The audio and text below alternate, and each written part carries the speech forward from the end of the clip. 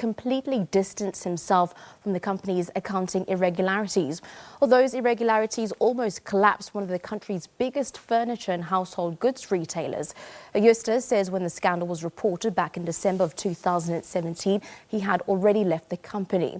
Well, it was the first time that Jooste had actually responded to a flurry of accusations that have been leveled against him since the scandal broke.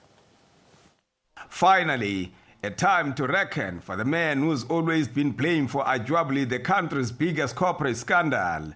Steinhoff hit junk status late last year when it lost 282 billion rand in its share value following the disclosure of massive accounting irregularities and possible fraud.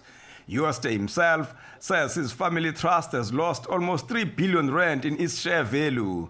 Other casualties include former chairperson of Steinhoff, Wiese, the PIC, and a string of other local and foreign investors. But Jooste, who is believed to have been at the helm of the company during that time, says he's innocent. I want to place on record that when I left Steinhoff on the 4th of December, I was not aware of any accounting irregularity, what they refer to in the books of Steinhoff. The embattled former Steinhoff boss seemed to be putting blame squarely at the door of audit company Deloitte. I realized that a failure by the company to release financial information on the 6th of December as a result of the auditors refusing to sign off, including allegations of accounting irregularities, with a new investigation, will have a disastrous effect on the group. Credit lines would have been suspended. A retail group is totally reliant on its cash flow, and therefore it would have had a devastating effect on the operation of the company. Investor confidence in the group would have been lost. Lenders would have lost faith in the group. And my discussion with Dr. Wiese and the legal advisors was that the supervisory board should announce the unaudited results, replace Deloitte at that stage with a firm that was prepared to sign off by the end of January to meet the deadline. While the board and former CFO seem to be pointing fingers at Jooste for the crisis, he is adamant that he has done everything possible to rescue the company when there were signs that it might fall into financial troubles. He says uncertainty as a result of unaudited financial statements and failure to release financial results on time were to blame. But lawmakers disagreed. It looks like someone is misleading us. Someone is lying to us here in Parliament. Can we then get clarity of when did Wiese and Steve Boysen become aware of all these problems that led to the collapse of Steinhoff? Look, Mr. Jooste, you're coming across almost like you're a Mother Teresa of Steinhoff, right?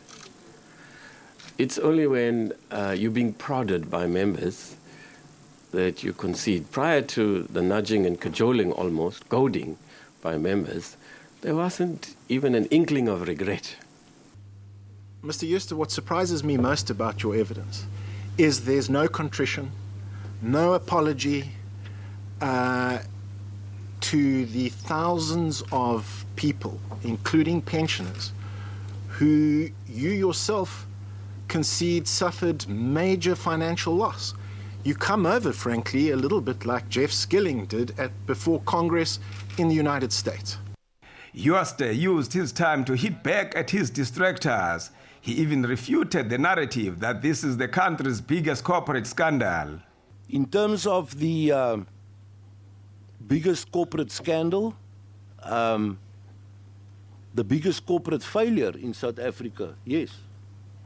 The word scandal is now the writers of sensation, and of course it is saddened about the people that have lost money, and people thankfully up to now, and certainly in South Africa, as I read it, there will be no job losses. That has been mitigated. But obviously the fall in the share price and the value of lenders' money happened because of the uncertainty of the company without financial statements out there. After 3 hours of deliberations, lawmakers agreed that they are no wiser than before Jooste appeared before them. Now the ball has been left at the Hawks and other law enforcement agencies' court as to whether they will be able to entangle the web of intricacies at Steinhoff, given their limited capacity and expertise. Time will tell. Manelisi Dubase, SABC News, Parliament.